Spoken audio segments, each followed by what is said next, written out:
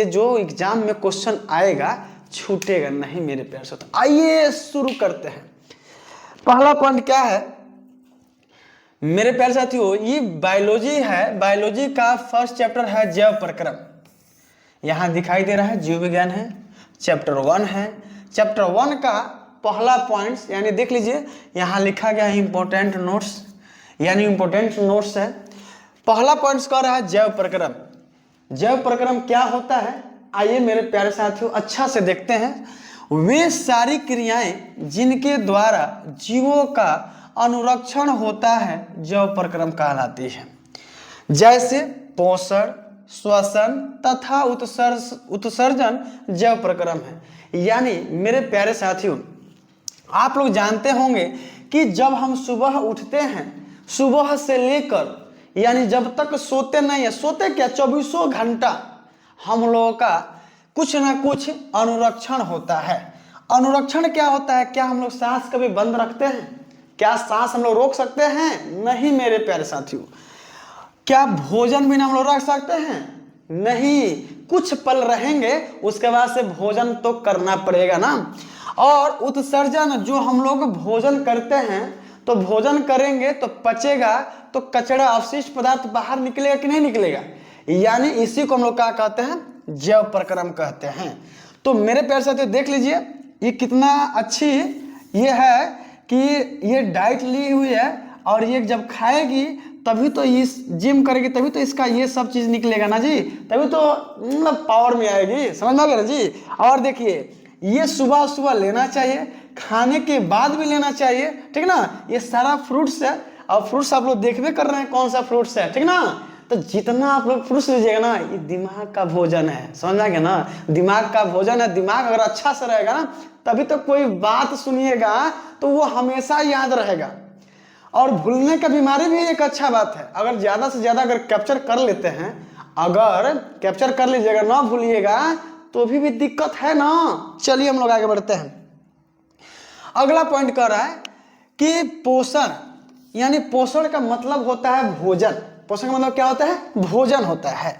कह रहा है वह विधि जिससे जीव पोषक तत्वों को ग्रहण कर उनका उपयोग करते हैं उसे पोषण कहते हैं। यानी क्या ग्रहण करते हैं जी? पोषक तत्वों को। कौन करता है? तो जीव। जीव का मतलब जैसे हम लोग जीव ना है जी। जीव किसे कहते हैं? जिसमें प्राण हो, जिसका वृद्धि होता है, जिसका विकास होता है, वही हमारा जीव है जी। तो हम लोग क्या करते हैं? किनका उपयोग करते हैं? दिखाई दे रहा है ना, ये फल का, सारा फल का यूज करते हैं। मतलब जैसे हम लोग चावल नहीं खाते, हम लोग भात खाते हैं, रोटी हो जाता है। उसी तरह यहाँ जितना भी साग सब्जी दिखाई दे रहा है, इसी से हम लोग इनका उपयोग करके अपना जीवन यापन करते हैं। उसी को क्या कहते हैं? पोषण कहते हैं। चलिए हम लोग अभी आगे बढ़ते हैं और आप लोग अगर अच्छा से रिवीजन कीजिएगा ना बहुत मजा आएगा, ठीक ना। अब आगे भी और इंटरेस्टिंग होने वाला है तो आप लोग लगे रहे, ठीक ना। अब कर रहे हैं पोषण के प्रकार। अभी तो पोषण आप लोग समझ गए, पोषण का मतलब भोजन होता है, यानी भोजन जब हम लोग करेंगे तभी तो जीवित रहेंगे ना। आ जाइए, पोषण 2 प्रकार के होता है, स्वपोषण, दूसरा परपोषण। तो स्वपोषण का मतलब क्या होता है, परपोषण का मतलब क्या होता है, आइए हम लोग देखते हैं क्या होता है।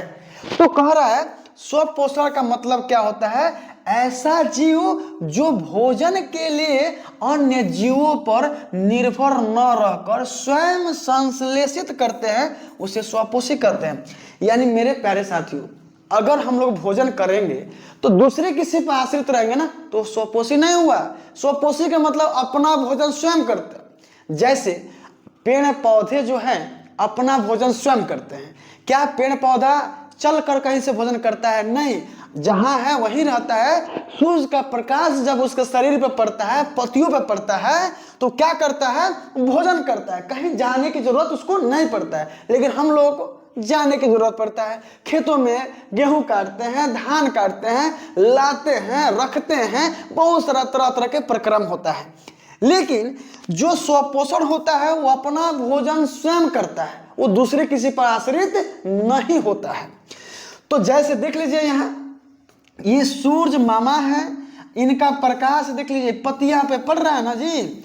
जो पत्तियां पे पड़ेगा तो ये वाष्प यानी इसमें क्लोरोफिल है, क्लोरोफिल के माध्यम से ये भोजन करेगा और तंदुरुस्त रहेगा, हरा भरा रहेगा, ठीक ना।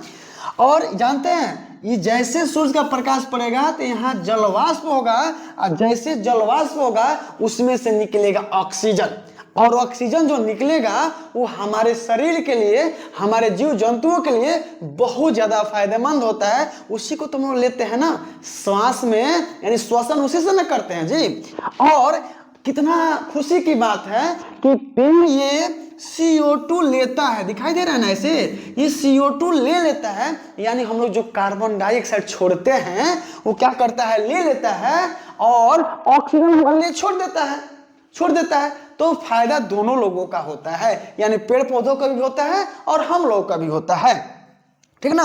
आगे चलिए चलते हैं, अगला पॉइंट है परपोषण, यानी उसी का दूसरा पॉइंट है परपोषण। तो क्या होता है परपोषण? वह प्रक्रिया है जिसमें जीव अपना भोजन स्वयं संश्लेषित न कर किसी न किसी रूप में अन्य स्रोतों से प्राप्त करते हैं, उसे परपोषण कहते हैं। यानी मेरे प्यारे साथियों, यानी उसमें था अपना भोजन स्वयं करते हैं, लेकिन इसमें अपना भोजन हम लोग स्वयं नहीं करते हैं, यानी दूसरे किसी पर आधारित है, दूसरे पेड़ पौधों पर हम लोग आधारित है। हम लोग जाते हैं वहां से तोड़ते हैं, काटते हैं, तब अपने घरों में रखते हैं, वहां से बनाते हैं, तब हम लोग खाते हैं। यानी हम लोग अपने पर आधारित नहीं है, दूसरे यानी परपोषी हैं हम लोग। जैसे देख लीजिए ये गाय है, ये गाय का बछड़ा है, तो जानते हैं कि ये जो पत्तियां हैं तो इसको चल कर आना पड़ेगा, तब न पत्तियां खाएगी, तब न जीवन यापन करेगी जी, तब तो हमारा विकास होगा, वृद्धि होगा, अपनी उम्र भर जिएंगे। अगर भोजन ना करेंगे तो कैसे हम लोग जिएंगे? तो इसलिए जरूरी होता है यानी भोजन करना। तो हम लोग दूसरे किसी पर आश्रित हैं और वहां से भोजन ग्रहण करके तो अपना जीवन यापन करते हैं। यानी मनुष्य हो जाएगा, ये जीव जंतु हो जाएगा, सभी हमारे धरती के कीड़े मकोड़े, जीव जंतु, मनुष्य, गाय भैंस बैल, सभी लोग परपोषी होते हैं। चलिए